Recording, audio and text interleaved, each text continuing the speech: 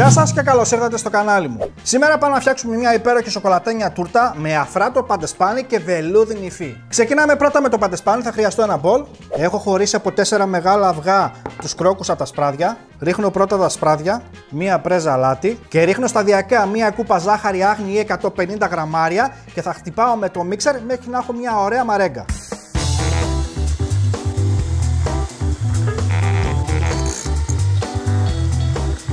Η μαρέγκα μας είναι έτοιμη. Αυτή την υφή θέλουμε να γυρνάμε το μπολ και να μην πέφτει, έτσι. Και σε ένα άλλο πιο μικρό μπολ θα ρίξω τους κρόκους.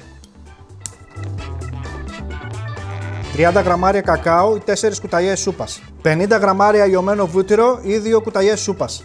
1/4 της κούπας γάλα ή 50 γραμμάρια. Μία βανιλίνη. Μισό κουταλάκι του γλυκού baking powder. Και με ένα σύρμα να κατέβω πάρα πολύ καλά. Πολύ ωραία, το σύρμα θα το χρειαστούμε, θα το βάλω στη μαρέγκα και με μια σπάτουλα θα πάρω λίγο μαρέγκα και θα το ενσωματώσω στο σοκολατένιο μείγμα. Θα χρειαστούμε ακόμα λίγο. Ουσιαστικά είναι η μισή ποσότητα περίπου από τη μαρέγκα. Πολύ ωραία και το σοκολατένιο μείγμα θα το ρίξω μέσα στη μαρέγκα. Και ανακατεύω με απαλές κινήσεις με το σύρμα. Και θα κοσκινήσω σιγά σιγά 3/4 της κούπας αλεύρι για όλες τις χρήσεις ή 120 γραμμάρια.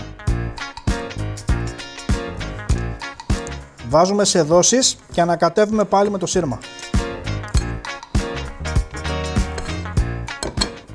Και το μείγμα είναι έτοιμο. Και θα το ρίξω σε ένα τσέρκι 22 εκατοστών. Σημαντικό να πω ότι στο τσέρκι έχω βάλει λαδόκολλα και θα ψήσουμε σε προθερμασμένο φούρνο στον αέρα στους 180 βαθμούς για περίπου 25 με 30 λεπτά.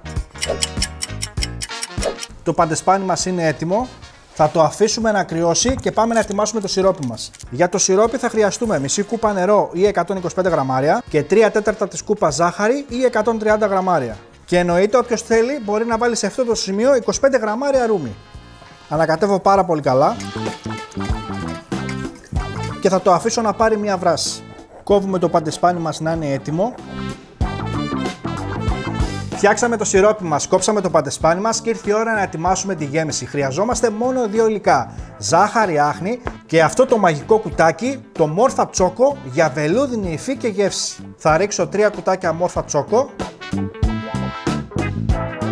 και τέλος μία κούπα ζάχαρη άχνη ή 150 γραμμάρια. Και χτυπάω πάρα πολύ καλά μέχρι να φρατέψει.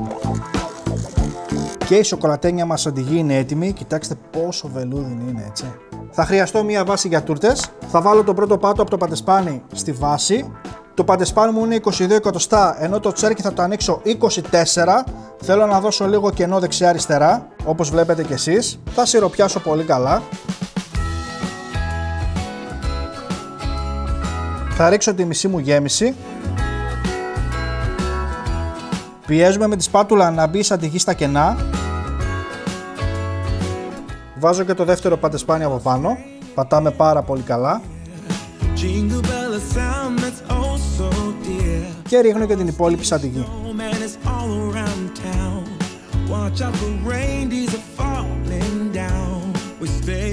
Και αφού στρώσαμε πάρα πολύ καλά, είμαστε έτοιμοι για κατάψυξη. Και θα το βάλω στην κατάψυξη για τουλάχιστον 3 ώρες. Μετά από 3 ώρες μπορείτε να αφήσετε 10 λεπτά την τούρτα σας σε θερμοκρασία δωματίου ή για να την ξεφορμάρετε πιο εύκολα χρησιμοποιήστε ένα ζεστό πάνι γύρω από το τσέρκι. Αν έχει μικρές ατέλειες τρυπούλες καλύβουμε μια σπάτουλα, έτσι προσεκτικά γύρω γύρω. Και είμαστε έτοιμοι να φτιάξουμε τις ροζέτες από πάνω. Για τις ροζέτες έχω χτυπήσει μια μόρφατ κρίμη με 50 γραμμάρια ζάχαρη ή 3 κουταλιές σούπας.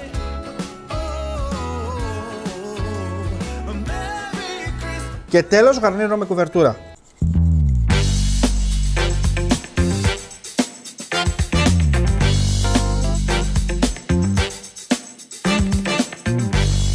Άλλη μια συνταγή φίλοι μου έχει τελειώσει. Να τη φτιάξετε αυτή την εκπληκτική σοκολατένια τούρτα γιατί πραγματικά το παντεσπάνι του είναι αφρός και έχει μια βελούδινη κρέμα, είναι απλά εκπληκτική. Ωστόσο, μην ξεχνάτε να κάνετε ένα like και μια κοινοποίηση γιατί έτσι με βοηθάτε να συνεχίσω να σας δίνω τόσο όμορφες συνταγές. Και πάμε να δοκιμάσουμε. Σκέτος αφρός.